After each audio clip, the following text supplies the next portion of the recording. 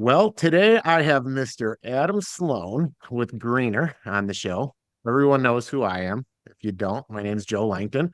I am the host of Automating Success, and real excited today to have Adam on the show because we are both in the exact same industry with very similar visions, focusing on different segments of the market, but equally, in my opinion, with the same passion and the same hopes and dreams for the future of the space. So let me introduce Adam in the best way I can, and then Adam, you can let me know how I did for you. So Adam is a seasoned senior executive with a very deep financial, fiduciary, and managerial experience. He's demonstrated success in areas of capital raising, organizational strategy, business development, and operations.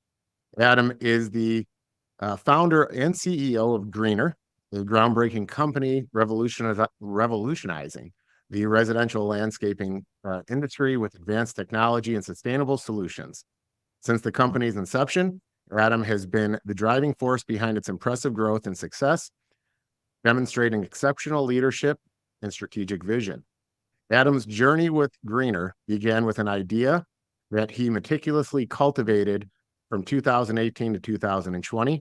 During this period, he dedicated himself to comprehensive industry research, idea generation, and developing a proof of concept, all while bootstrapping the company. His hands-on approach included serving as Greener's first customer, rigorously testing and refining industry hypotheses to ensure the solution met real market needs. Under Adam's leadership, Greener has launched its initial minimum viable product in 2020. He emphasized continuous iteration and refinement, incorporating valuable feedback from early adopters and adapting to the market demands. By mid-2022, his efforts achieved a strong product market fit, positioning Greener for further expansion. Capitalizing on this momentum, Adam has spearheaded Greener's expansion into a second market in the fall of 2022, and his forward-thinking approach and deep understanding of the industry have been instrumental in establishing Greener as a leader in the B2B residential landscaping sector. Adam, hopefully I did you proud. And this is just a skim coat of Adam. And I'll add a little more of a personal note.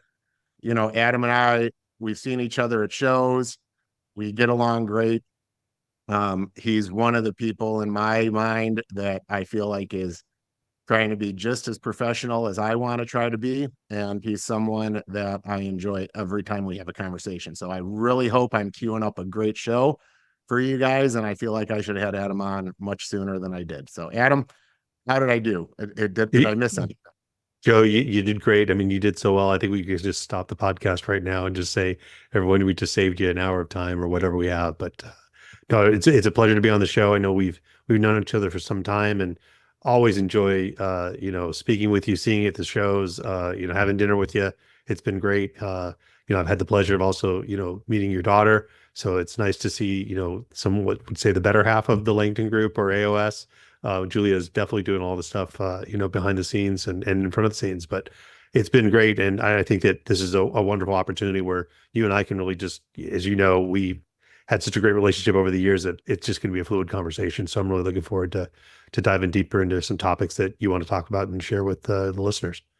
Great. Well, as many know, and as you know, because I know you've listened to some shows, first half, I like to kind of let you talk about what you're doing so people can learn if they don't know. And then from there, we'll start cutting it up a little bit and talk about the good, the bad, and then the ugly maybe in the industry and things that hopefully we can help grow and evolve together with it. So, first I'll ask honestly, what motivated you to start Greener in the first place? Yeah, that's a great question, and thanks for leading off with that. I was the first customer. I was struggling with some good lawn care in my home, and I came across Robotic Mowers in 2018, and quite frankly, I started to recognize that there was a challenge within the landscaping industry about service quality and ultimately keeping up with schedules. It was really a labor constraint even at that time. And I recognized that there was a solution in place, and I was really impressed with the quality of the cut. But yet, very few people understood or even knew that robotic mowers existed, even though they. And I know your listeners have heard this over the years, but these have been available for some time. And the question really became to me is why? Why aren't they being adopted? Because if something really works, you want to give somebody an opportunity. And so I spent 2 years, and you alluded to that a little bit in my bio, from 2018 to 20, to try to understand if there was an opportunity to create a business, where a business was actually helping people as opposed to trying to sell them something. It was really based on, was the quality of the product very good? Yes. Should it be used by many, if not everyone? Absolutely. And the struggles about getting that education out into the workplace. So fast forward into 2020, I started to recognize this could be actually, using this at its scale. You could actually, deploy these. But what we do here at Greener is that we're a B2B software solution using, best in class hardware.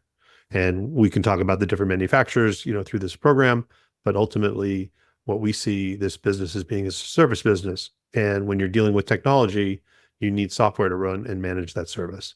And that's been lacking in the industry, and it's what we've focused our attention on from day one.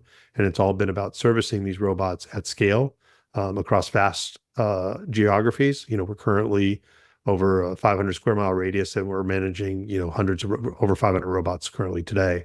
And we do that all remotely. And that's a challenge, as you know, but it's something that we built from the ground up. And then we recognize that, ultimately our customer base are the landscapers. We're not a landscaper. We believe that we understand the robotic space, and we understand it really well. And we focus our attention on making it very easy for landscapers to just effectively outsource their mowing to us. And what that does is it provides those landscapers with an enormous benefit. They ease up on their labor constraints. They can deploy their labor into other areas that might need some attention. And then ultimately their homeowners are, their homeowner customers are getting the best quality service in that they're getting their lawns mowed effectively every day. I mean, we've all heard Joe, I'm going to turn it back to you. You run a landscaping group. I mean, everybody wants their lawn mowed on a Friday, right? Yep. Yep. Well, and that's one of the things that Mariani and I used to talk about all the time, and any other landscaper I've been in. I mean, every professional, we know that's the exact same problem all the time, and Yeah. it's an impossible problem to solve. And one of the things I used to say all the time, even with the everyday getting mowed, everybody want mowed on a Friday. Anybody using automatic mowers is getting 6 times the level of service that their weekly service provider was providing. They're getting it cut every day. And these are the things, Adam, that it's crazy that guys like you and I, we do the things we do for marketing and podcasts like this to get the word out. It amazes me it's not just flying off the shelf yet. But the reason it is there's just a few pieces missing. It's like putting on a pair of shoes and not tying them.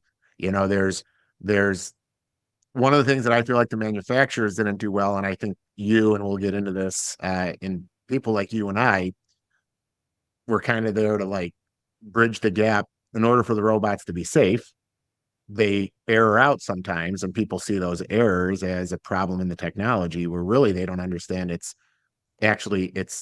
built-in safety. It's the robot saying, "Hey, human, come help me. Hey, human, come look at me." But the general consumer doesn't really understand that.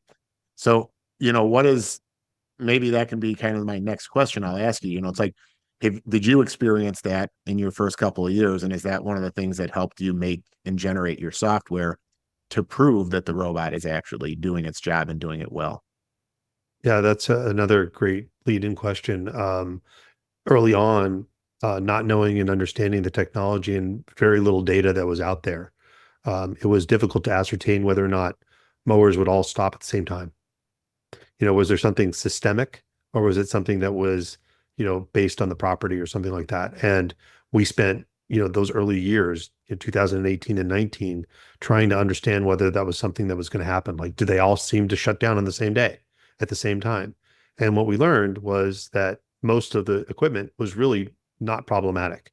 When I say not problematic, meaning when you're running, hundreds of these, you're going to have low single digit challenges, and that's manageable. If it's 80%, it's not manageable, and that's not the case. Yeah. What we have noticed is that it's not just the mechanical issues, which of course they happen, and that's normal.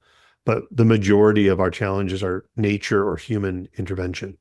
So nature meaning, there's something that just happens every day. You're living outside and a tree branch falls down and it lands in the mowing area and there's a mower that gets stuck, or there's a human that comes on a yard and presses the stop button, which is a safety feature, as you mentioned. And I think that that's the one thing that we were able to overcome very early on was people's concerns about the safety. And I think that looking at the length of time that these have been in use for uh, you know, general consumer consumption, they have been very, very safe. You have to be deliberate basically in order to get injured. And I think that that's one of the things that's really nice.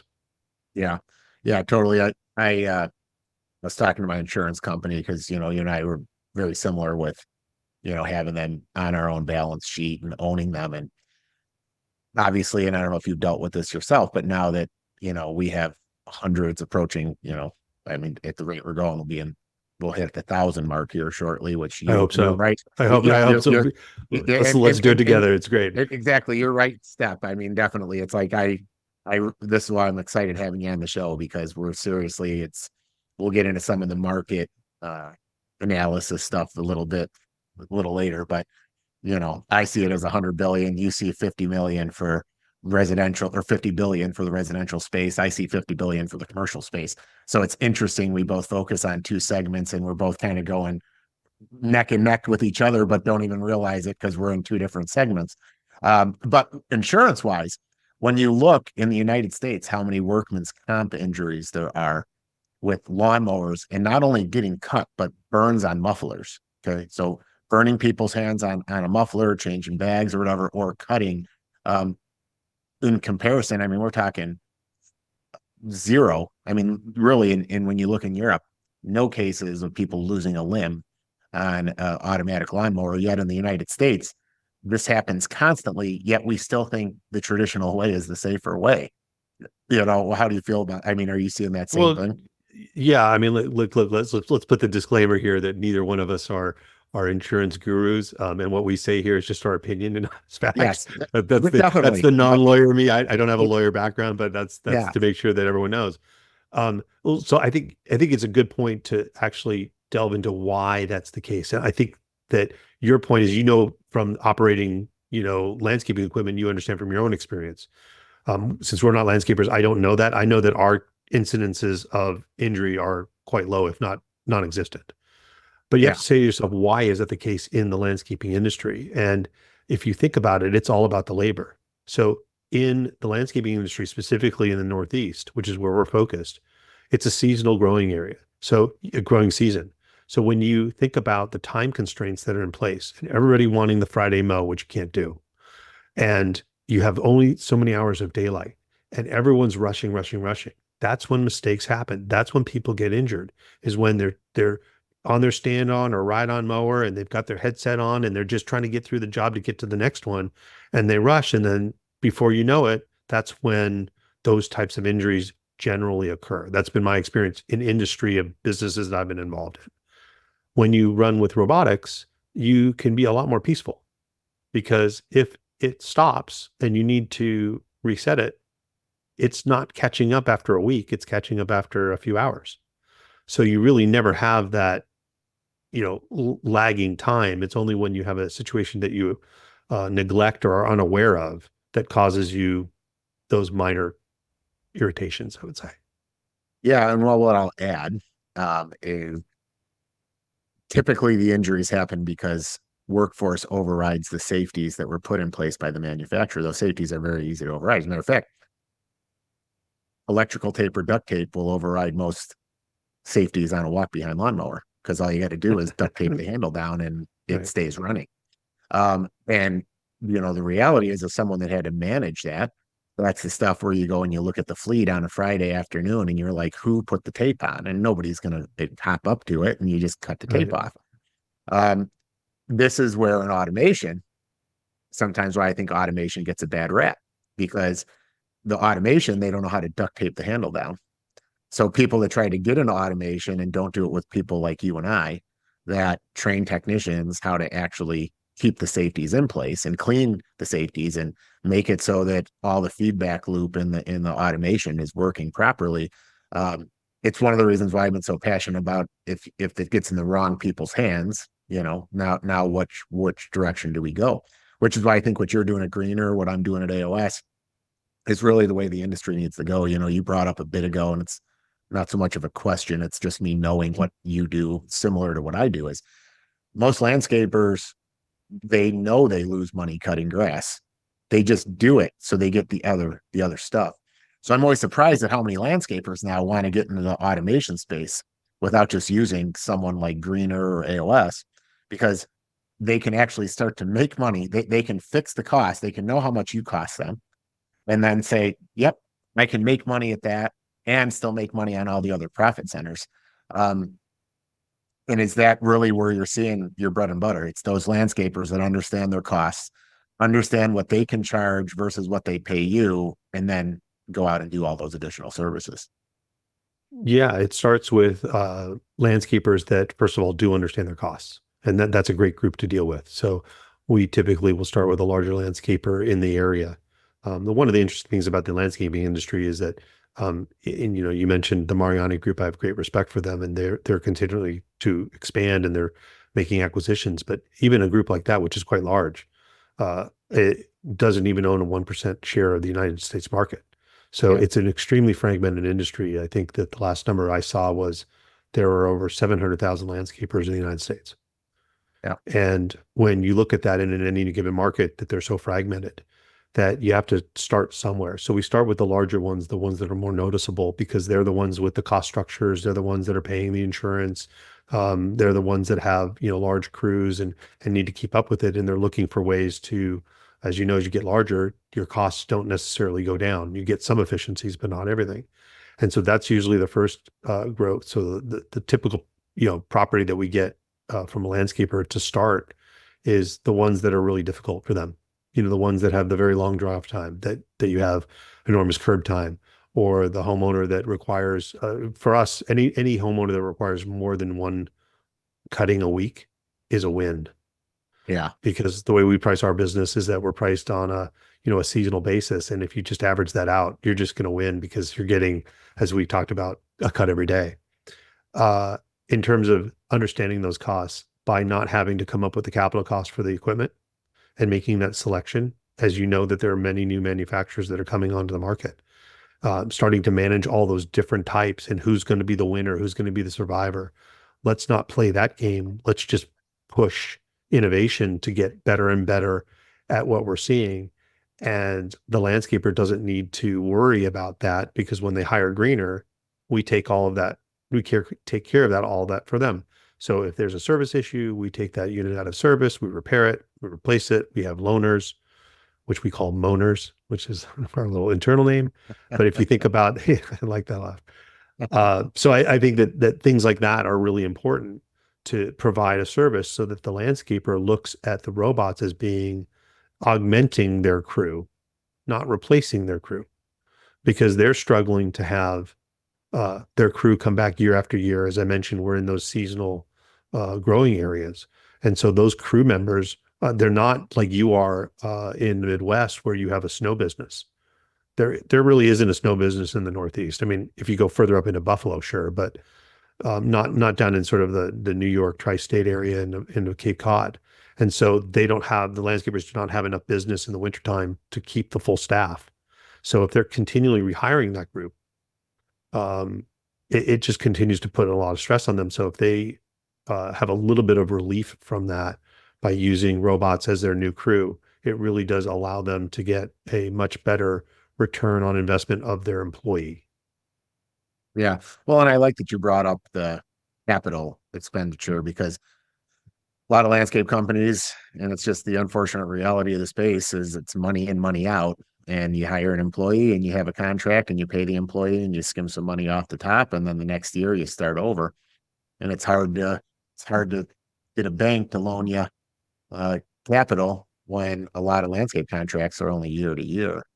So, that's going to kind of bring up my next question that I think kind of is giving you a added benefit in the space is, you obviously you have financial background, right? With what you did in your past. So how has that helped you at Greener to obtain some capital to buy the equipment to help offset, mitigate that stress to the professional that you serve? Well, since we don't, only do business with one landscaper, we do it amongst many. We effectively take the risk that that the landscaper's homeowner is going to stick with the robotic solution.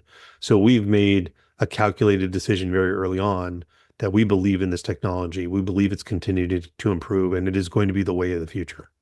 So we're placing our company in that limelight, and we've just stood behind it. So we've chosen very early on to stand behind any investment, knowing that if somebody doesn't want that product after a year, we've taken on that risk. What we found in reality is that, many of those landscapers, clients really like the service and continue on, and then it's a win-win-win in that situation. So we just like the way that we're slotted in, providing all parties with a benefit.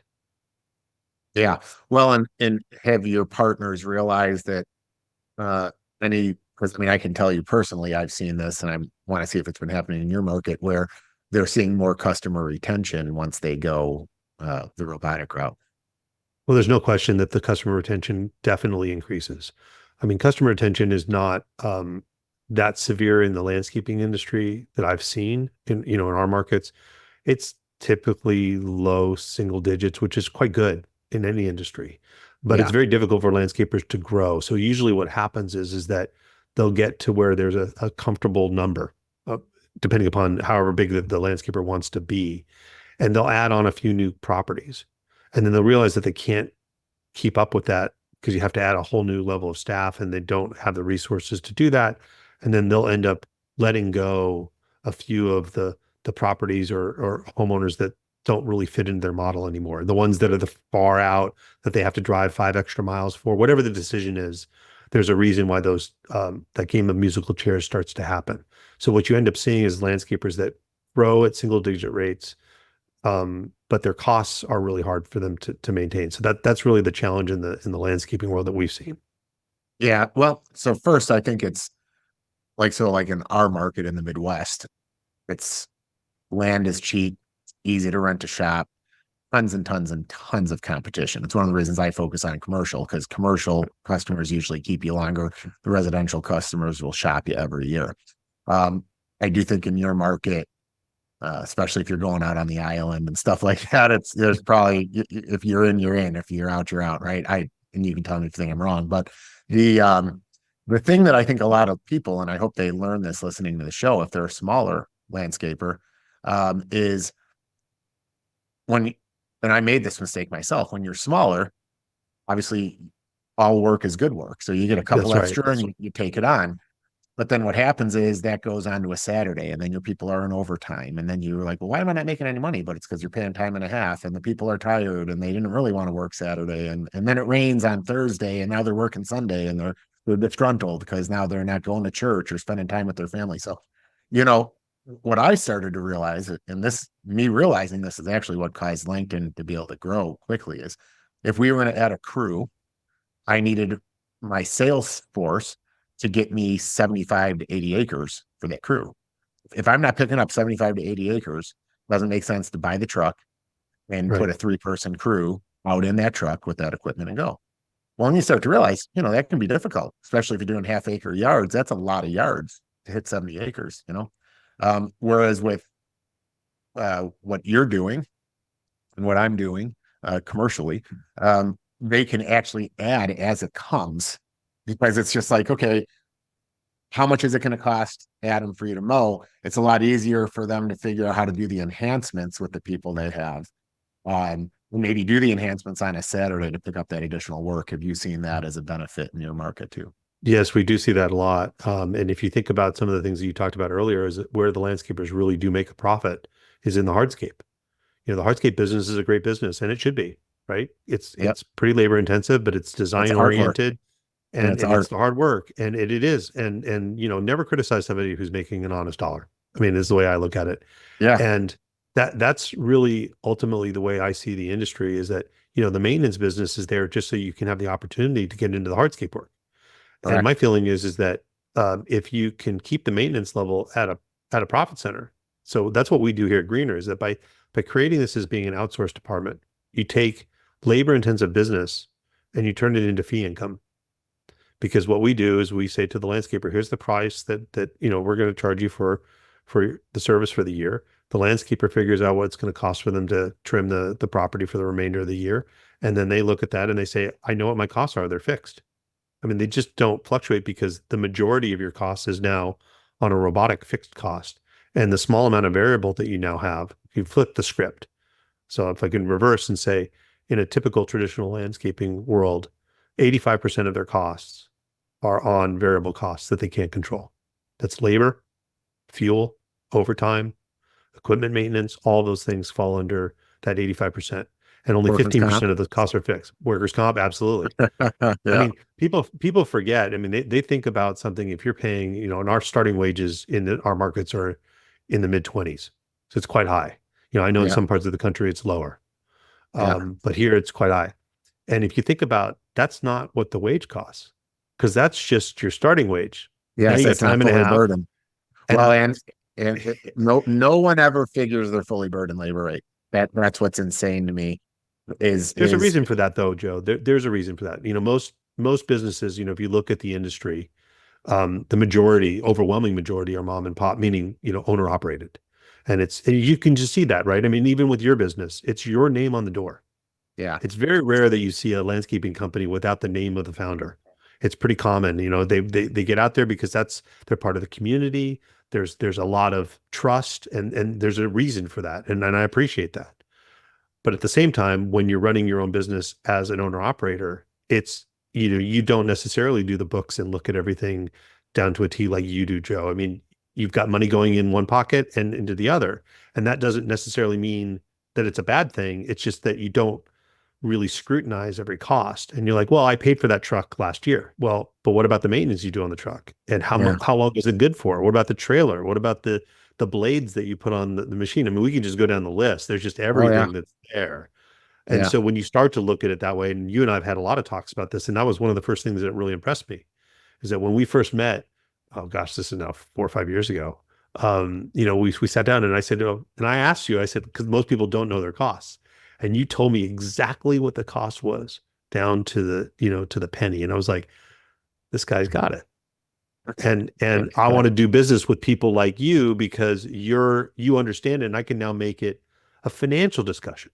So if Yeah. you go back and think about the way the industry started in terms of the robotic industry, what have we endured since 2018 when I first got exposed? You were in the industry a little bit before then, but if you think about it, we've gone from does this thing really work?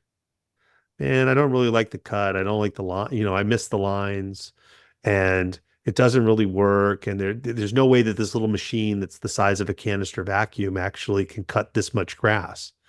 To now, where we're at a stage where people are calling us and saying they want this product. Now, Yeah. what has to happen to do that? Obviously, time. Obviously, a really good product that works. Additional products that come on the market. And ultimately, this labor challenge that we've been talking about for years is resident in a lot of different industries. And so all those things in that perfect melting pot storm has been happening right now, where we are at this cusp where you and I've talked about the industry size, that you now see that this is going to be integrated into the solutions going forward. It just has been taking time for people to say, I believe in it and I trust it. If Joe's doing it and I see it on his lawns and he's doing so well, if Mariani Group is using it on theirs and they're promoting it and posting it, if it's good enough for them, if it's good enough for the Philadelphia Cricket Club, posting, which is wonderful when you see that kind of promotion, it Yep. works. Yep. Yep. No, it's so accurate. And I it's ironic because now we have pattern machines and we'll Right. get to the lines. And I had a customer that had random, and then I upgraded him to pattern. And you know what he asked me? They went He back. wants me to go the other way back. He actually started. He didn't appreciate how much he liked his grass just looking like carpet. And now that I gave him lines, he's like, I kind of want the random, which it's great because I can. Right, you want to Because hand you can do hunt? both. Because but now we I'll can do do both. whatever. So before, I think somebody said this to me once. They said, you know, there are a lot of industries where it's really easy to press the no button. So what we've been trying to do, and I'm sure you've been doing it as well, is, you know, give him every reason to say yes. So if there is an option that allows them to have lines, great, we'll give it to you. Like at the end of the day, it's a personal preference. If you don't want them, we don't have to give them to you. Now we have Yeah, those products. And so as that's that pushing the innovation that we've been talking about, when we have our conversations with the manufacturers, when they say to us, what would you like? It's nice to be heard when they're coming out with those solutions. And the wireless solution, I know everyone talks about it, that they don't, like the wires. Personally, I think the wires are a great system. They work yes. really, really, really well. They're extremely reliable.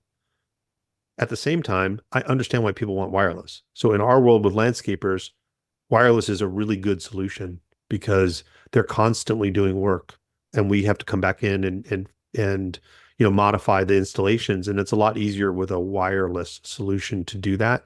It takes less time, so it does help our efficiency.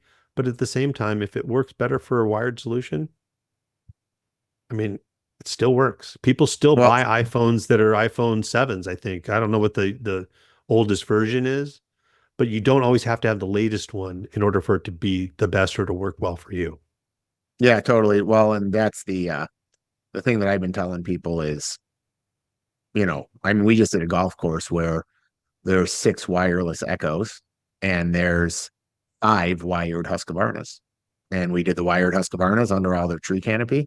And we did the wide open Echoes that can do 18 acres every 2.5 days in their wide open uh, rough areas. And that's really the way the industry will evolve, is the people that can take the technology that exists, steer the end user to the best way to mow as many acres of the green stuff that we cut, right? Then that's where it's at. The people that just want to say they do one or the other, they're going to leave a lot of grass out on the that's not getting cut, and that's okay. They'll kind of get their feet wet and see what they want to do. But I don't want to stay on this too long because I have a whole list of questions to ask you. So Go we'll ahead. come back.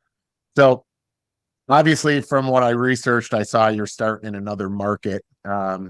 So maybe let the guests, the listeners know what market you started in. What was your first market that you grew, and now what the second target market you have is? Yeah, we started in Martha's Vineyard, Massachusetts, which is where I live and reside. It is a perfect storm of an environment, if you think about it, right? We're an island about 4 miles off the coast of Cape Cod. It's a beautiful place. There's roughly 17,000 homes with over 300 or 400 landscapers, much like you said. And labor has been a constant challenge here, mostly because of a lack of affordable housing. And that's one of the challenges that we're seeing across the nation, but really more importantly in this Northeast corridor.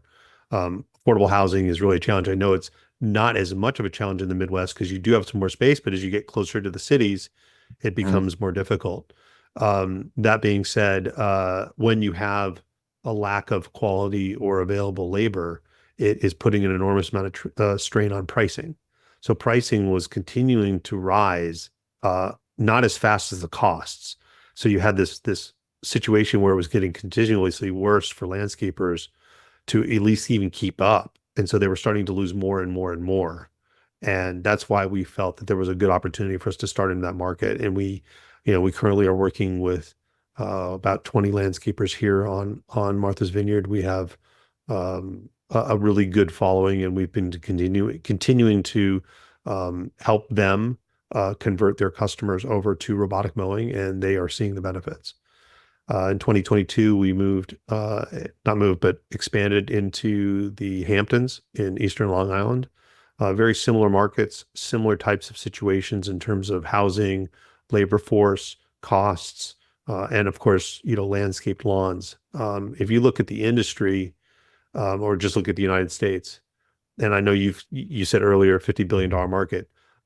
Last year, Americans spent over $40 billion to have someone mow their lawn for them. So that's just in paid lawn mowing. That's the documented numbers. So those are the numbers that are coming from various sources. It very well could be higher. I like to quote things, at least I can give you insight, a figure that comes from different sources. That's an enormous industry.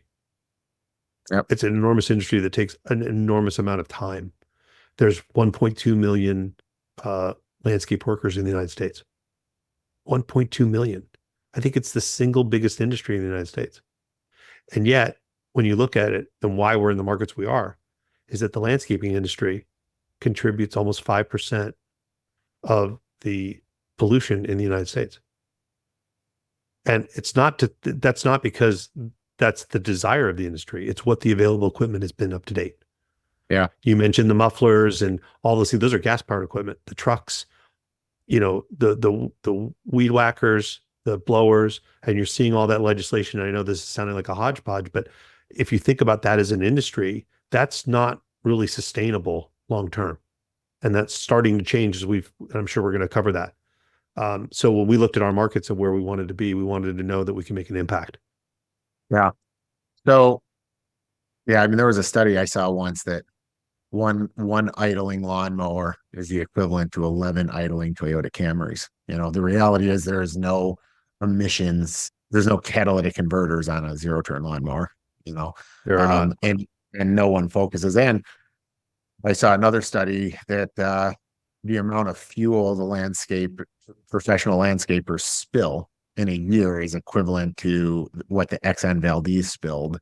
Yep. And yet that made national news, but nobody talks about the fuel that spills. And what's crazy is, I mean, when I do drive-alongs with landscapers and I see the little brown spots on a professionally maintained lawn, I am like, yep, they filled a weed whipper there and they overfilled it. And that's the grass. That's the gas burn, So yeah, I mean, if you're in the industry, you know it. You know that it could do better. And the thing that keeps it from doing better most of the time is capital constraint.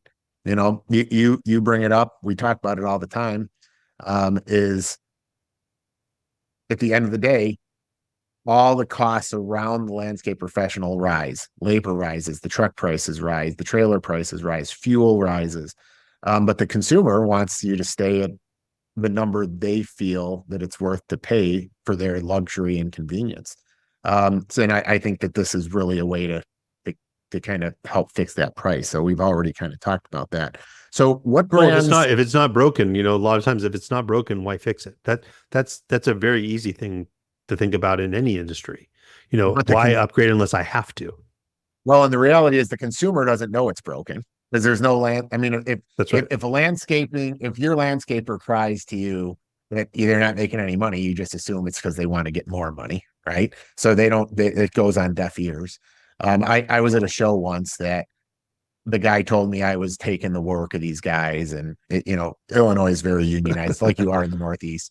And the guy was like really upset with me, and I said, well, what do you think people should make? And he's like, I think people make $30 an hour. I said, well, how much do you pay your landscaper? He goes, well, I pay him $25 a mow. And I'm like, okay, so I kind of did math them anyways. What I made him realize is he pays his landscapers about $6 an hour, Right. And I told him, like, you're not helping the world evolve and allow people to have good careers by just keeping that person stuck with what I call under the grass ceiling. They're stuck at this.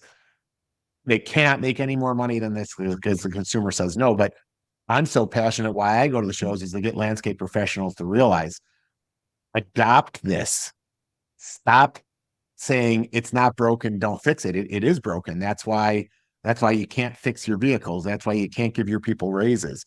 That's why we can't keep middle management and upper management in the landscaping space, because the general costs on the bottom end are just bleeding us dry, and I know these are things you understand. That's why you're in the space. Yeah, we have those challenges, and I think that there's part of a reason why the adoption has not been so rapid in the landscaping world, specifically on the residential side.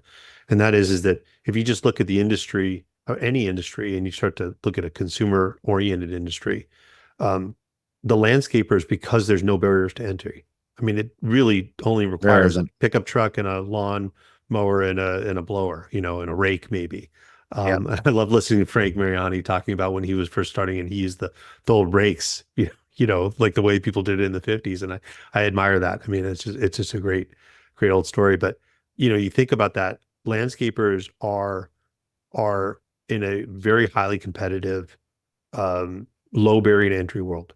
So it's Yep. very easy, as you mentioned earlier, that, contracts year over year, really easy to switch around for the consumer. Well, that means that you're not going to make any investment that you're not going to get an immediate payback for. And I know that this might be getting a little too technical, but it's really an important point of why using robots as a service is the way we kind of think of our business, as an outsourced business, is better for landscapers, that they don't take that risk anymore. Because if you look at two things in the industry that I think are very helpful for automating the business right now, you have robotic mowers and you have basically robotic irrigation clocks. And the adoption of those two units are very low as the industry standards are going by, even though the manufacturers have made it very easy for landscapers to use them. And we have to say to yourself, why? And it's because if it doesn't work, that landscaper risks losing the customer. That's too great of a risk for a few $100s if you think about it, because the cost of these items are not, I mean, the mowers are expensive, but the irrigation clocks are not. And if you think about that as being just the mindset, it's really difficult. They don't want to push anything on a consumer because they feel like they're getting sold on something. It's different with the hardscape, as we talked about. That's where you're using the design capabilities and the homeowners coming to the landscaper and saying, Joe, what would you do here? And then your mind blows up and you're like, well, I think we should put in a fire pit, or, it would be really nice if you had this patio. And trust me, they look great. That's where landscapers like to spend their time. But if you think about easing their concerns long term and how do they integrate this, it's just starting to blow their mind up because they're now having to manage everything that's already on their phone with another item or another two items that are on the phone. And it's just the informational flow starts to just go exponential and you can't keep up with it.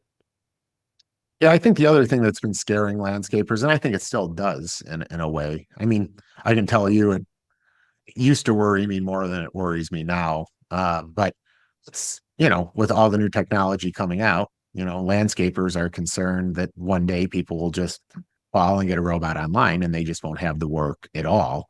Um, I still think that they're missing the point. I mean, if landscapers lost lawn mowing, if that were to happen, which I don't think it will, and you just suggested yourself, most consumers that use a landscaper don't even want to go out in their yard. They could be allergic to grass. They might not want to be out in the sun, whatever the case may be. They use a landscaper for a reason already. Right. But I know when I talk to a lot of landscapers, they think I'm a fool. They're literally like, yeah, you're doing all this. You're going to help the manufacturers get rolling, and then they're going to pull the carpet out from under you and done. But much like you, I do it as a service. And I think that the people that are willing to partner with you and pay for it as a service, they're going to appreciate that and continue forward. But so I just wanted to add, I think that's another reason that's been slowing it down.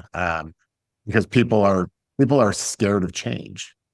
That's what it comes down Always to. in any industry, it's people do not like change. The status quo usually works for a long period of time. And, I once had a slide that I showed to people that looked at the landscaping industry over 100 years ago.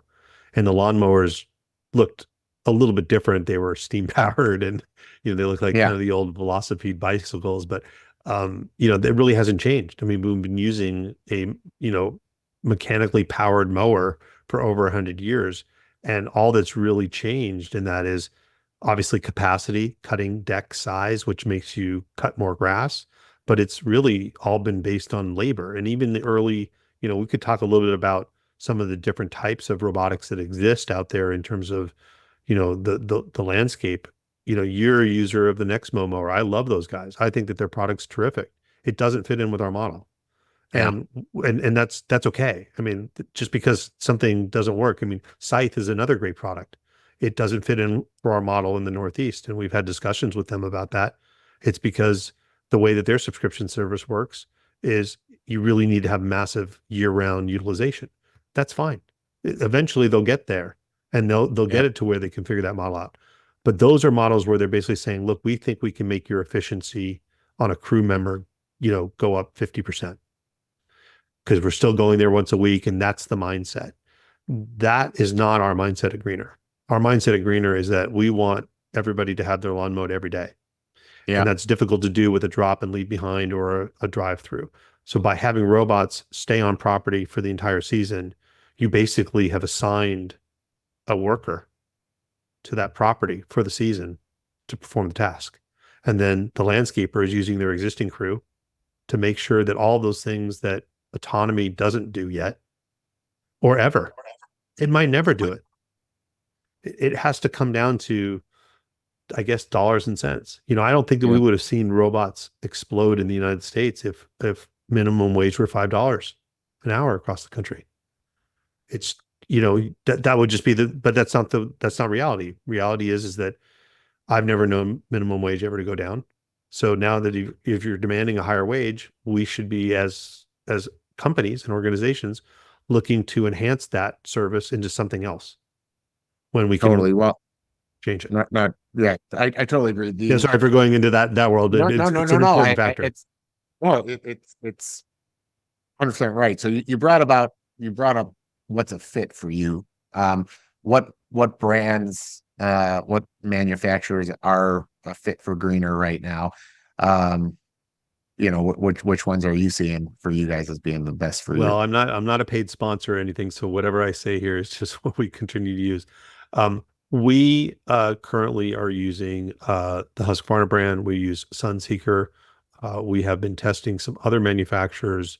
Nexmo is one of them. We like them very much. We're trying to find a way to integrate Nexmo into our system because there's Yep. probably a use for it. It's an issue of just figuring out the right fit. Um, Echo is another manufacturer that we work with. The challenges with those are, we're not really in the golf course management business at all. It's just a different world. We just look Yep. at there's 80 million homes in the United States. There's 16,000 golf courses. It's just a numbers game for us. They're both great businesses. Someone else will do it, and that's fine. And we Oh, focus on what we know. yeah. We have to choose different manufacturers because different manufacturers have different products that work Yep. really well. Some of the manufacturers that have come on recently, we've tested and we like them. The challenge is that those manufacturers have not opened up their API to us. And that's another thing that I'd like to say. I see, you're smirking with that. I kind of It's led you into the question because yeah, I it's knew okay. you I know, were but going to. we know each other so long that this is such a fluid conversation. For all the listeners out there, they're going to understand that this is a conversation that Joe and I have been having for years. Yeah. Um, that will come. So the newer players, some of the newer players do get it and are very willing to work with us. I think that the challenge that you see is that people have not really thought about how it should be integrated.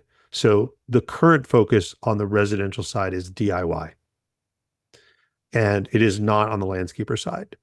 And I think that that's a great approach from the manufacturers. I don't disagree with it. Their products work, and their products work for residential landscapers. We're just taking the software component and creating fleet management, if you will, of multiple brands that you can actually manage and maintain. And why is that important? Because if you're a landscaper, you have small properties and big properties and intricate properties and properties that are cut up where you have lawn mowing areas that are in the front and the back. You have a pool area. I mean, all these different challenges that exist in a residential space that change year after year. And if you're not able to adapt to that and put a Husqvarna mower in the back and a Sunseeker in the front and a Segway Navamo on the side, if you can't do that because those are the right units for that place, you're going to be challenged. And Mhm. then comes service. Because even though we've already talked about that they don't really break down very often, it is still a 2 to 3% number. Now, when you're managing 2 or 3, if it's one day, that's pretty painful. So you have to have an overstock. But if you're managing hundreds or thousands like we are, we can just swap them out. So it's a Yep. very, very nice and easy process for landscapers.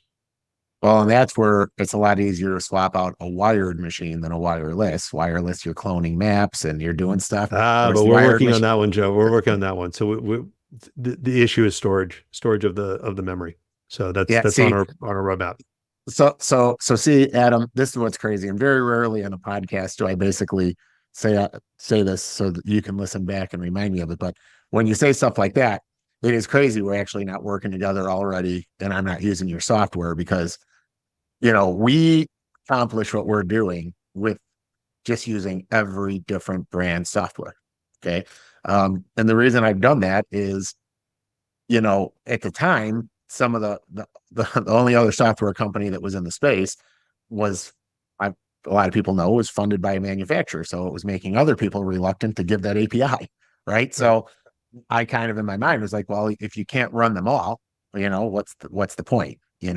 Um, but hearing the stuff you're working on, that is the stuff that bogs us down. It's like it takes me away from putting in more robots because I'm actually cloning maps to put a spare unit out because I'm going to support it. If you really have a good subscription model, you're going to support your existing customers and you're going to put the new customer off. Because if you don't, you're going to implode, You're going to right? lose that existing You'll bird lose in the that existing hand. customer. Absolutely. Correct. So, hearing that you say you've got that in the pipeline, that's amazing. And I'm going to actually ask, because I don't think I've done a good enough job doing it yet. What is it? And feel free to say what you can or can't say, but what is it that differentiates your software? What is it that you're doing for these landscapers that you said you have? How many out of 400? You've got 20, 40? I mean, Almost 500 robots in operation. Yeah. no, but I'm saying as far as the landscapers on the island, you said Oh, there's four or landscapers. So 500. it's, yeah, I mean, we're working with 20 landscapers here and 20 in the Hamptons currently. Yeah. So, It's but not I a mean, big when you number, look at but it's getting larger, but when you look at the percentage, if you have 400 on the island and you're working with 20% of them, if you looked at that in that where your market is, that's a high percentage of landscapers using greener. I mean, I don't know necessarily that any brand selling any, I don't know that Husqvarna, Echo, Nexmo, I don't know that any of them can say they have X amount of landscapers working with them, right? They So if don't, and that's yes, okay. And once again, their focus has been on the DIY market. So when you listen to, the opaque sales numbers that we have found out and learned, just through osmosis, is, they're big numbers on a dollar amount for the country. But if you just look at the vast nature of the country, there's no real penetration in any really one given market. We've just taken a different approach. We just feel like if you know your market, it's all about trust. It's all about building loyalty. And it's very similar probably to the applications business. We've seen the applications business explode recently where there's been a lot of merger activity. And those are the first businesses where they've been outsourced. So there are many landscape, and there's a reason for that, right? Because you need to have an applicator's license. It's all, regulated. yeah, And so it's hard for, individual landscape companies to have somebody on staff that has those skills because that's the full-time job. And yeah, so it's been easier for them to outsource that to application companies. We're the same thing. You just don't need to have an application license to run a robotic company. Now, what does that mean, and why are to get back on your point about building technology, and why is that important? Is that I'm reminded of what sort of got me in this business in the first place is that there was a air conditioning company that I once saw, and their little banner, their little tagline was "After sales comes service." And you recognize that, you've got somebody installs an air conditioning unit in your home, and you've got this great thing, great system, and it never happens in February, right? It always happens on the hottest week in July or August, and you yep, can't get somebody to come out and service your air conditioner. And it's really nice to know that there are people out there that are focused on that. Call it insurance, call it whatever you will. But if you're going to build a business based on service, you really need to understand what items you need to know I didn't know anything about this business when I got involved in it. I mean, I had a financial background. I was on Wall Street for 25 years. Today, I know a lot about this industry. I'm still a newbie. I'm still learning new things every day. And I appreciate, I bring it in. Like I said, I never criticize anyone for, earning an honest dollar and a living. People take very many different paths. And if you think about what's important is that what are you going to do and what are you going to manage as a landscaper? Are you going to have 5 different phones with 5 different apps? And we've talked about some of the things and challenges that you've encountered at AOS, having just a dashboard with all of those items pre-populating and saying, these are the service calls and this is what happens. And what happens when you're in the field, and you encounter something and it might take you 2 or 3 hours to fix, but you've got 15 other things to do that day. How do you build a system that manages that? And that's what we've been doing, is that every single day we are constantly modifying and tweaking and making it useful so that, landscapers can use this software to manage their fleets. Because we might not be in every market. There are markets in this country that are great for what we're doing, but we just might not want to go there because it's just not the right choice for us at that time. Does that mean that we should be limiting that group from the wonderful benefits of automation? Absolutely not. If we've built a software that can be used by others, we by all means would love to encourage those companies to utilize our software and help them grow the business. It helps us all. So you will, like, I don't want to say white label, but you'll just let someone have, like, or maybe you're not there yet, but can you see a day where someone like myself could just use your software, but still do our robotics as a service with your software? That's right. I mean, ultimately, there's no reason to think why we shouldn't. Yeah. Yeah. Yeah. Cause that's the kind of stuff too, that'll start to move the adoption curve or get us closer to the adoption curve. Cause right now, I think the reason I was so happy to have you on the show is there's not a lot of relationships in the space that I think are like this, where it's like you and I, we talk, we freely talk. We're so open with what each other are doing. I think neither of us are ever threatened by it. And the market is so massive. It's Yeah. crazy to me. Billions and billions and billions of dollars. Yet there's like all these like traps that people are setting for each other. And it's become, I've told people, uh, one of my favorite shows on TV was Boardwalk Empire. I liked it better than Sopranos. And in Boardwalk Empire, it's like, and this is how I see like the landscapers, we're doing stuff. It's like they like bootleggers, it's like all this shit. You're just trying to do your thing. And then all of a sudden they see the opportunity to go legit, and that's when everybody started getting stabbed in the back right. It's like, I see robotic mowing the same way. I think there's so many professionals now that are like, wait a minute, Adam's on to something, Joe's on to something, Frank Mariani's on to something, the Reinhardts are on to something. But now all of a sudden it's it's like turning into the Wild West. Whereas I don't think it needs to be. I think that this is where the early partnerships and uh, collaborations are what actually carries the industry now into this next decade of adoption. No, I think that's a great segue into a really good book that I read that um, I never thought that somebody at a trade show would ever recommend something that I actually listened to and that I took the advice and I read it. But it was a book written as a marketing book written called Crossing the Chasm. I've And heard of this book. You might have told me about it actually. I Maybe I've probably seen did it. tell you about, I think I did tell you about it the last time we saw each other a couple of months ago Yeah. in person. And it's interesting to talk about what that chasm is. And it was written about technology. It was written about really the SaaS business in Silicon Valley. And really, ultimately, it's a marketing book of where you get this adoption. And you have these different versions of, you have the innovators, the people that are really willing to like test things and tinker with things. And I know your background, Joe, and you haven't talked about it on this particular podcast, but the electrical background that you have. And I know you're a guy that will go out there and say, I'm going to go and figure this thing out. And you're going to tear Yeah. it down and you're going to say, how does this thing work? That's the innovator group. Then you have the early adopters. The early adopters are like, they see it, they understand it, they get it. That's kind of like where I am. Then you have the early majority. And that early majority are the ones that actually really help you grow and explode. And then you have the late majority, which are the people that like need to see other people follow. And then you have what they call in this book, the laggards, which are the people that are only going to switch at the very, very end. So, you think about the people that are just getting their first smartphone are the laggards. Okay. The chasm that they talk about is between the early majority and the early adopters. We are currently in the robotics world in the early adopters phase. We are not in the early majority.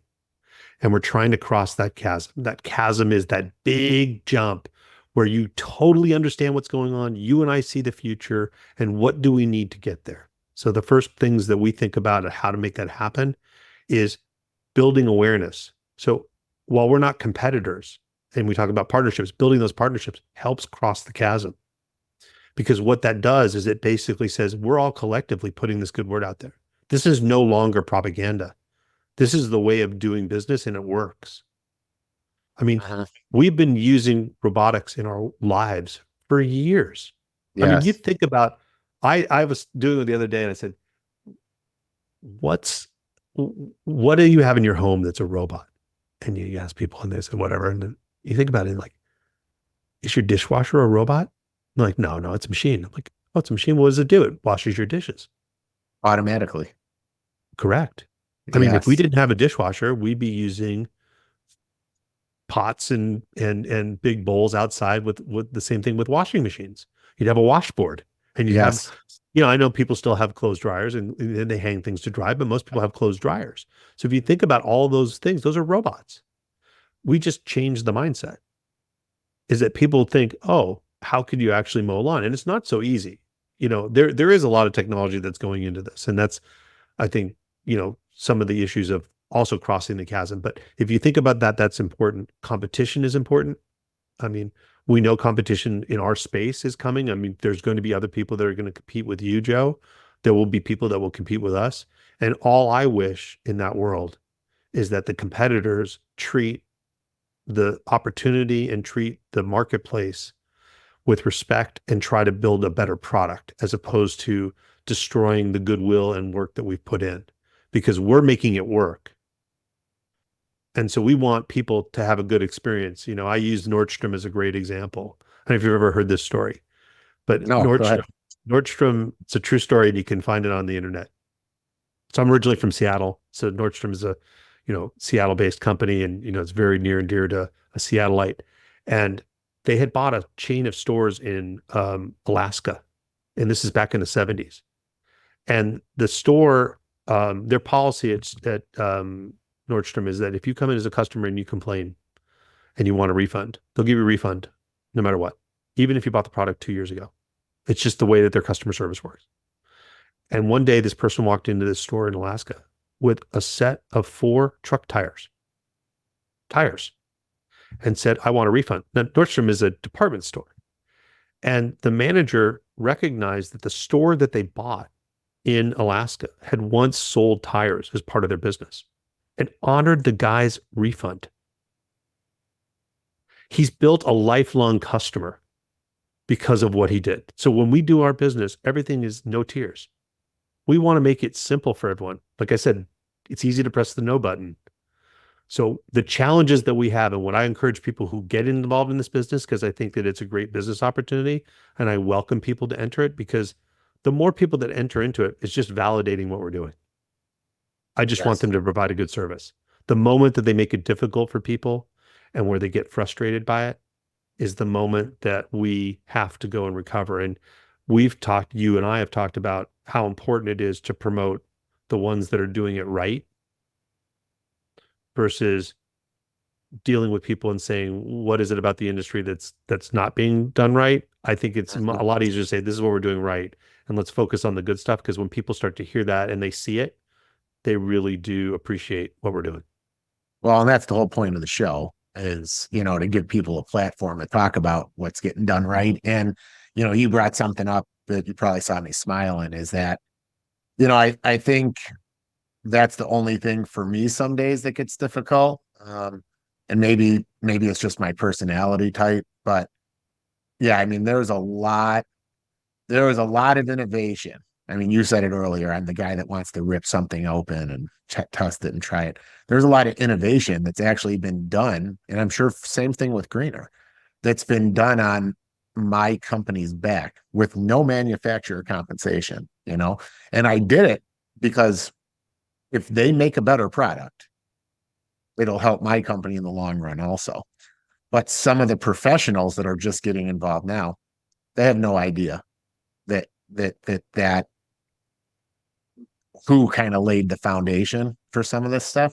And that's where some days I find myself, I don't want to say irritated, but feeling irritable with the space some days. I mean, I can tell you I've been going to fewer shows than I used to, um, because it's hard for me to sit in a segment where they're just recycling things that Are you saying that you literally, need a few more hours of sleep, Joe? yeah, maybe, but you know, to Because I go know into how shows little you do sleep. So I just want to know, is there another reason no, here? you know, I mean, I get a solid 5 hours a night right now, you know. But my point though is I just want to make this point to people that do listen to the show is that the early adopters, the innovators, you know, there's a lot getting done for the industry that people don't realize companies like ours are actually helping do, and that's why those partnerships will benefit them, you know. And I feel like now that there's more brands, I do feel a little bit nervous that there's almost like a paralysis by analysis now, right? Like, oh, there's this new brand coming out, so let's wait and see if that works. And like I tell people all the time, just pick something and get started with it, you know. Well, that's I don't true. I mean, like I think that you're raising a good point about the I'll wait till this comes out. In technology, it never ends.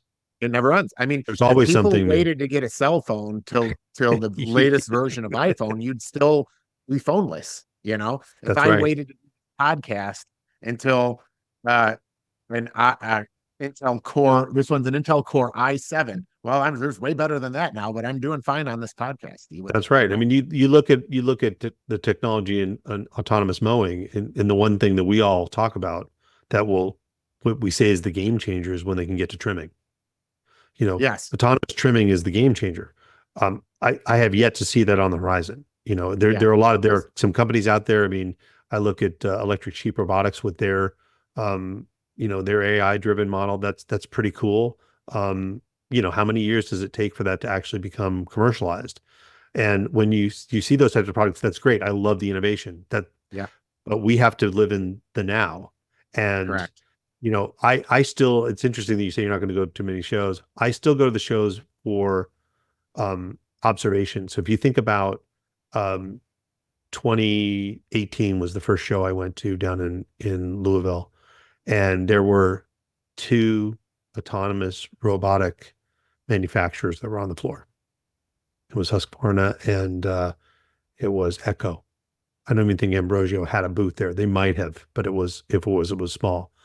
Last year in 2023, there were over 25. So when you see that and you see the innovation and you see the push, it's terrific because that is just going to, promote more innovation. And so I think showing up at those shows and seeing what the industry and what people in the industry are thinking about is a good way to keep a pulse. Now, does it mean we need to go to every show? I mean, you have to make your own choices. But I think that it's important to know that there's still some old legacy issues in the industry that are starting to change. Um, and the good news is that some of those players that get it and see it and understand it, and we all know who those people are, we're the ones that are driving that new innovation and that new process. Yeah, yeah. For me, I look at the shows as a twofold thing right now. A I know what space I want to be in, which is golf.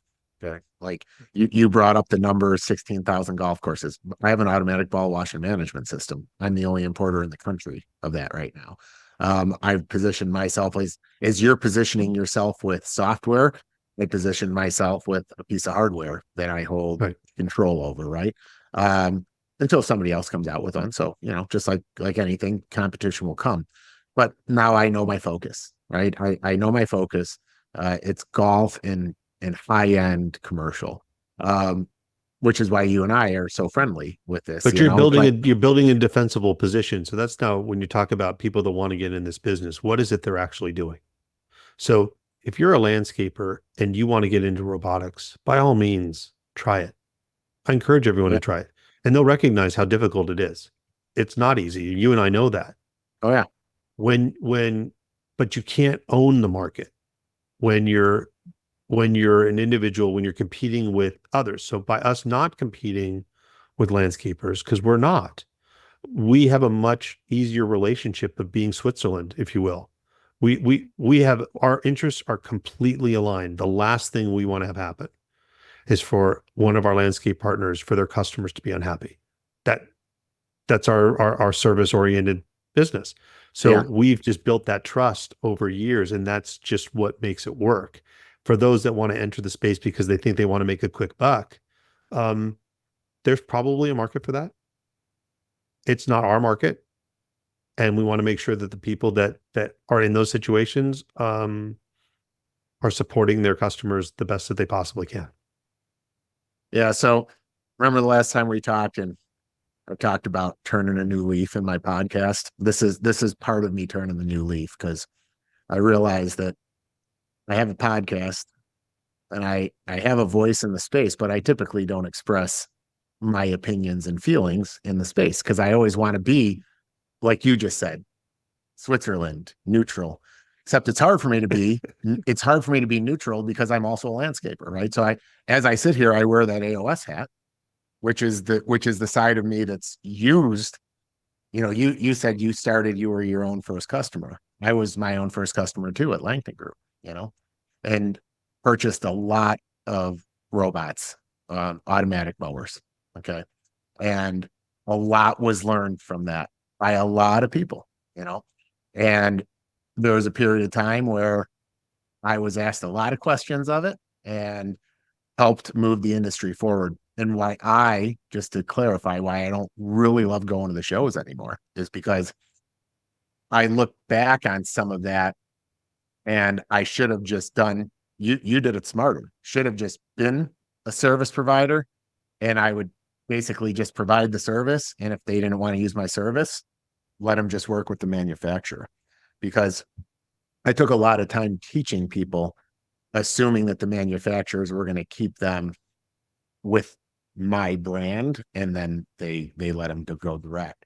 And that is one thing that I hope changes in the space eventually, when the manufacturers become a little less desperate to get the sales, because sometimes I do think that what they've done is it's a little bit of desperation, because there's a lot of professionals in the space, people like you, people like me, people like Mariani. I mean, there's a lot of really professional landscapers in the space, and I don't, as a landscaper, they can choose whatever path they want to choose, but as long as it stays professional, that's my only point. Because my biggest fear being in the landscaping space is a lot of times it's a race to the bottom.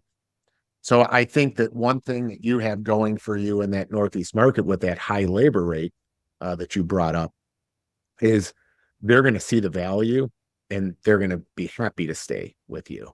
When I look at the Midwest market, there are so many people that are willing to do things for next to nothing. And if they get automation and then they don't service it and they don't maintain it and they don't monitor it and they don't insure it, um, it's going to be really hard to overcome that. It's just going to make that Yeah, chasm, as you put it, so much wider to kind right. of recross again, you know. But those groups that choose that path, and this is why I go back and I stress how important it is to have um, good service, and that we have a good product that the consumer sees. When I say the consumer, like the landscapers know. I mean, they generally know, and the reason why there's pushback is obviously no landscaper wants to lose their customers. It's all about their customer base, which is why at Greener we strive, that independence. It's the landscaper's customer. Everything goes through the landscaper. It's all about communication. If someone tries to get into that space and effectively wants to try to capitalize on it by undercutting people and dropping price and just delivering the product, and then they're not servicing it, what ends up happening is that you end up with a bunch of people that are saying like, oh, this stuff doesn't work. Mm-hmm. And that's my And biggest fear. That's right. So rather than try to blanket a certain area, now look at the manufacturers, and you alluded to this a little bit earlier, which is, I think people always ask me, well, why wouldn't I just go direct to the manufacturer? Why aren't the manufacturers doing what you do at Greener? And the answer is simple. They're manufacturers. Yeah. They are not consumer products companies. And I'm not criticizing. I'm just saying that that's what it is. When you buy a Maytag washer, I know the Maytag guy supposedly never went to work because he was sitting there. You remember those commercials, but I mean, you call a service company that's in your neighborhood, and that service company comes and services the Maytag washer. It's the same situation here. The landscapers that have chosen to get into this business themselves, I've seen, and I know you've seen, they get to a certain point where they say, this is too much for me to handle. I don't want to service these units anymore. I'm not a servicer of robotic equipment. I am a landscaper. And I don't want to be managing this thing, and it doesn't integrate with my software. And I've got this system and I've got that system, and my crew person doesn't know it. And I've got all these different challenges. They become frustrated. And the moment that the landscaper becomes frustrated, they say, screw it. I want to go back to traditional. And then the homeowner, so this is really where it goes back. We haven't really talked about this. You have to look at the two different problems. Problem one is that we talked about the landscaper problem for the last hour, which is it's all about labor costs and keeping up. But aren't landscapers also in the service business? They're supposed to be servicing their homeowners, and the homeowners are complaining about a number of main things. Number one, noise. It's loud. And I know this noise that I can make, which, should I make it for the podcast? I mean, you're sitting next to you're sitting on your lawn chair and you're just having a nice tea, and all of a sudden you hear this, that's what it sounds like. Hold on. You know what's crazy? Hold on, Adam. You know what sucks? Is I think your microphone, you get too close to it and it noise canceled you. Oh my gosh. So hold on. But listen, you're gonna think I cut this. So I have to tell people we did not make this happen. So Adam does such a good lawnmower noise that he's got such a good, I think we're both sporting the blue microphone, right? Right. So it's probably not working today. No, so what it was that noise canceling on the mic that basically said the mic doesn't like the noise you made. So go ahead and don't make it so does it sound a little bit better? I mean, I heard it this time. You didn't get too close. Okay, good. So what was really cool about that is this could be the best marketing clip ever. Even the blue microphone didn't like the sound of the lawn. That's right. So we should be getting some good PR dollars, promotional dollars from Blue Yeti. So that's good. Yeah. So if you think about the homeowners really care about the noise. The noise is the number one complaint that we have. The second complaint is that they want something that's environmentally friendly. That's just an increasing part of our daily lives. And then ultimately they want consistency. How many times does somebody call and say, did you come out? Or I've got a party, I've got something I want it done. And then they throw off the landscaper's life, right? I mean, because the landscaper is supposed to be catering to every beck and call of that client. And you can't blame them. I mean, but it puts enormous amounts of pressure.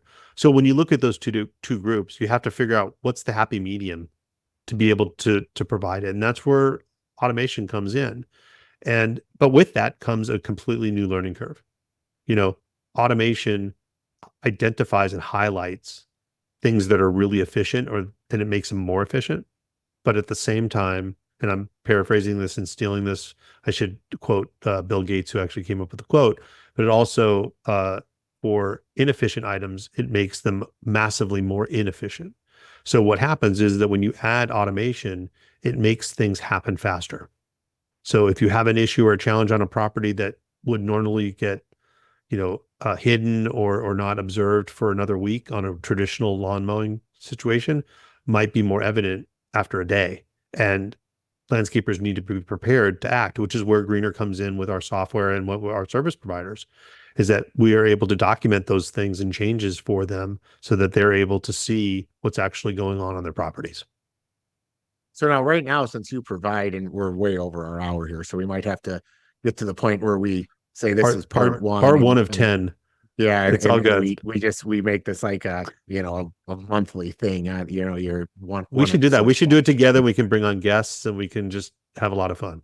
We should actually. It would be a great time because it's like you're like the residential arm of subscription, and I'm the commercial arm of it, and we can argue, or we can intellectually arm wrestle about which one is the better space to be in. I suppose at some point we They're should both they're track it both all the great. time. They're both great spaces to be in. Yeah. They're No, just so it's the so listen, discipline of staying in our vertical.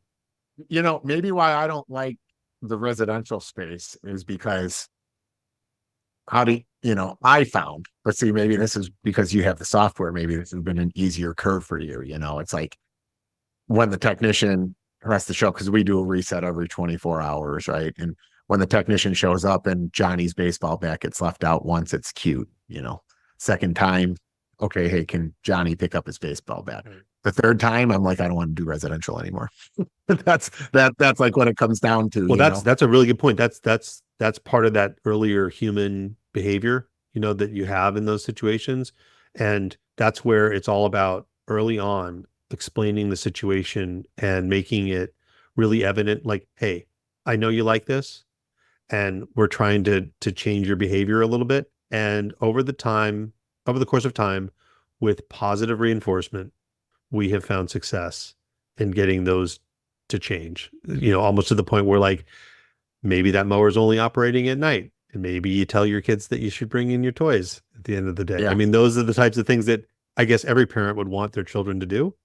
So now with the mower, you make it that case. But once again, you don't want to make it to where they say, screw it, I'm done. You want to make it to where, like, hey, it's okay. You're getting to understand this. And the new mowers are starting to recognize that, Yeah. which is nice with their vision cameras. So Yeah. that's part of technology that continues to evolve.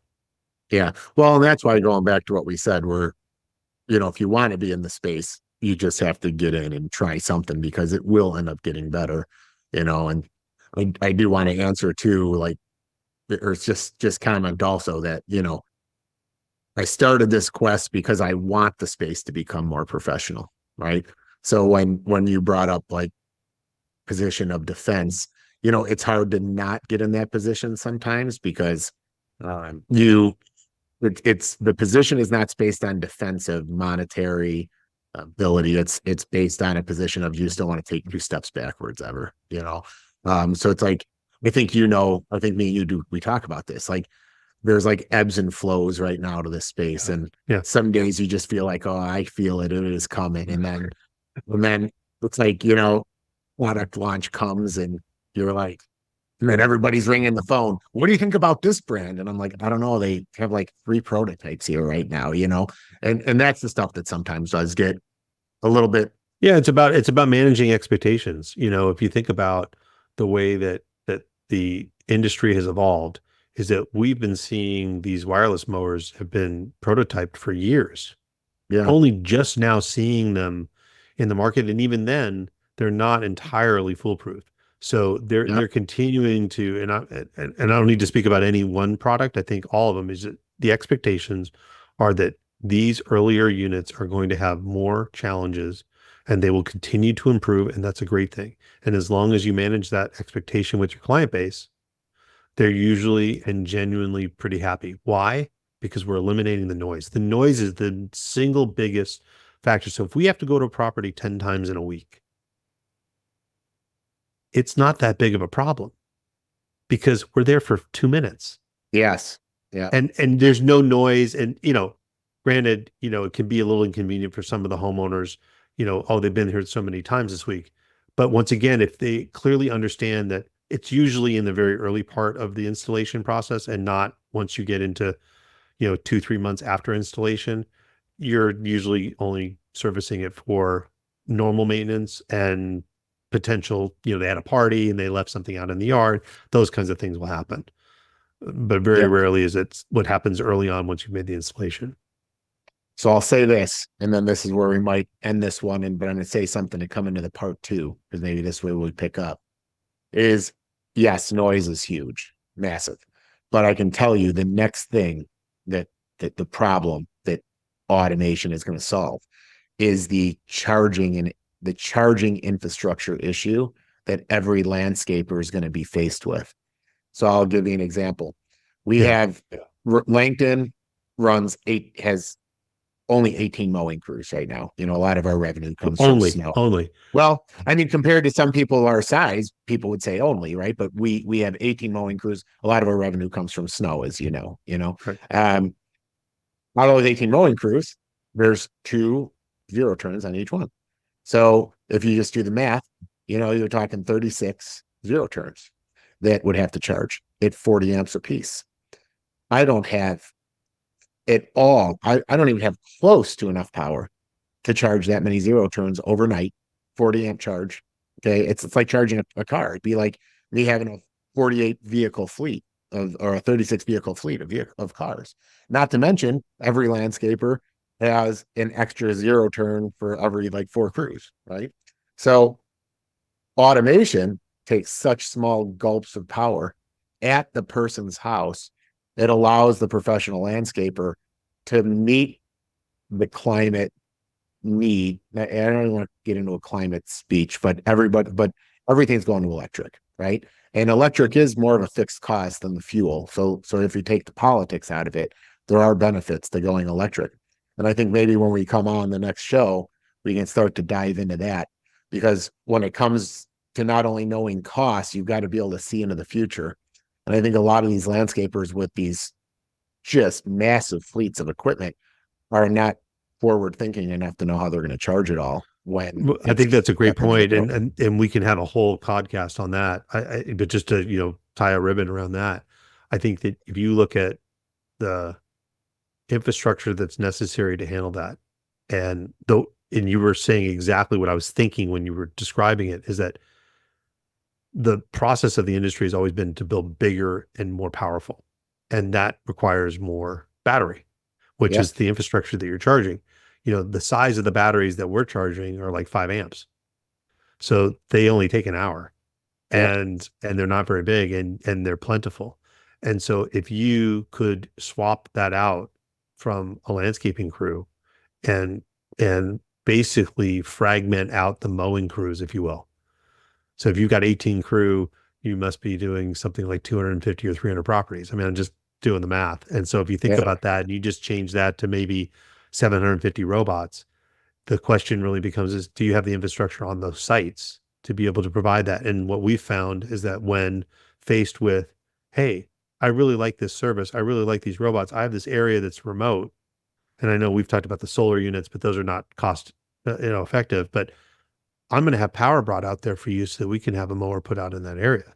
So when they make those choices, they meaning the homeowner and the landscaper together, the landscaper is thrilled because the landscaper has a happy customer. They understand that they're upgrading their fleets because they're getting a few more years out of their existing fleet, which is great for them, right?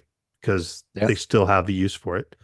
And then when they have to buy the new equipment, they don't have to buy an entire new complete set. They buy one set. So everyone wins in this category because the landscapers win because they don't have as big of a capital outlay. The homeowners win because they get a better product at home and it's easy for them to manage. And you're right, the cost to charge a robotic mower at home is about $4 a month. Yep. $4. I think Yeah. it's cheaper That's than your cell phone. yeah.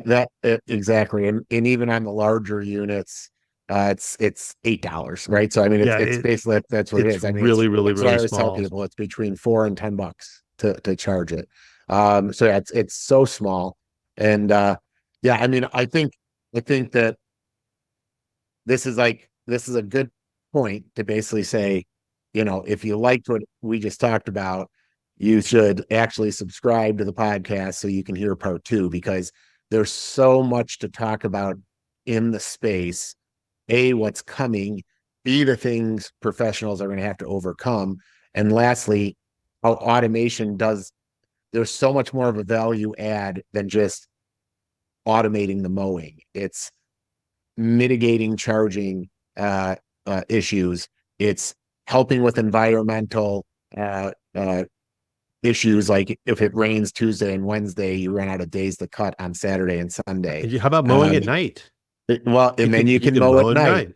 night. We haven't even gotten into, when you're trying to figure out use cases for Nexmo, right now, you should come see me in Illinois. I mean, I've got 15 Nexmos on a trailer with TOA charging systems and I can charge the 15 Nexmos with 15 amps, not 40 amps.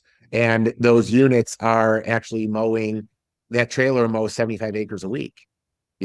So right now when people are looking at the individual, like get a Nexmo and put it out on property, it's like, yeah, but you put one in a 14-foot enclosed, you put 16 Yeah. of them in a 14-foot enclosed trailer, now you're cooking. So there's so much coming. And I will say, to finish off what you said, all the equipment became larger and larger and larger to support the rising labor rate, but no one ever looked at what it also did. It increased the price of the vehicle you needed to drive because you Yep. needed to pull that bigger trailer and that larger equipment. Fuel cost. Lance, fuel increased. Then the actual trailers had to go, people that have been in the space for a long time, and maybe you didn't know this, maybe you will now, is when I got into landscaping, there was an actual landscaper trailer. And it's because most landscapers were pulling in 54, 48 to 54s. Once everything went to 60s, you can, a 60 shoehorns into a landscape trailer. So then then they started selling landscapers car haulers. Okay. And then what happened is landscapers were buying the 20-foot car hauler. But here's the problem. Then you take the 20-foot car hauler and put all the landscaping equipment in, and the car hauler was overweight all the time. Because now the car Right. hauler was Right. never meant to be a landscape trailer in the first place, but it's wide enough to hold a car. The point is, all this is all the stuff that fuels the landscapers' rising costs. And people like Adam and I are actually trying to show how you can actually start to steer that cruise ship, the company that you have, start to get it back on course and start to make money with the automation in spaces you never saw you'd make it. So I did not know that about the trailers, and that's a good that's a good story. yeah, And yeah, it's make your listeners really think about that long term. But you're absolutely right. I think that once again, that's part of the sale is the cost. But it really, I think time is the best approach when landscapers think about it, is how much time are you saving when you use robotics, and where are you deploying that labor on that saved time. So if you think about it, I'll leave you with this before we wrap up, is if we took a human laborer that's performing landscape work, that worker now has at least double the output. The revenues for that employee goes up significantly because you're still getting paid as the landscaper to mow that lawn with a robot. And then that laborer is off doing another job and he's billing. And so he's getting, the revenue goes up for the company. Your number of employees stays the same. So your revenue per employee goes up through the roof. yeah, Any landscaper, any business model is going to love that when they see the output of their employees increasing like that. So, especially in businesses like landscaping with very low profit margins. So yes. we're just always looking at ways that we can assist. And for those that get it, they are really enthusiastic about our product. And then, eventually we'll cross that chasm and we'll get to the other adopters. Yeah. Awesome. All right, Adam, thanks for being on the show. Hopefully, I feel like there's a bunch of questions I missed, but I'll get to those in the next one so that people can learn a little bit more about Greener and the value add, and then we can keep diving into the industry. That's great. And maybe I'll even get to interview you. Hey, that would be fun. We should actually, We could do that. it's been a long time since I got interviewed. So yeah, that could No, be I cool. really think look, as we've talked about this, for a long time. I'm looking forward to being on for part two. It's always nice to get asked back before the end. It's like a first date, that you get the second date Yeah. already. This is wonderful. But more importantly, it's so easy to talk with you because we're really doing the same thing, and we see things very similarly, which is what these are great about. And even if we disagree on something, it's a respectful way. Yeah. I think it would be great to bring on a third party on. I'm already thinking of part three, where we can have three people and really looking at the industry from a lot of different angles and see it the way that we can, promote innovation. So I'm really excited to be a part of it. We should maybe if you're listening to this and you want to be that third wheel, you should message us and We're we'll there. like we'll Put a comment down in the YouTube channel. yeah, we'll have a raffle or something, figure it out. So anyways, awesome. Well, thanks, Adam. And Thanks, Sean. everyone that listened for this hour and a half of Adam and I cutting it up, thank you for the time you spent with us. And until next time.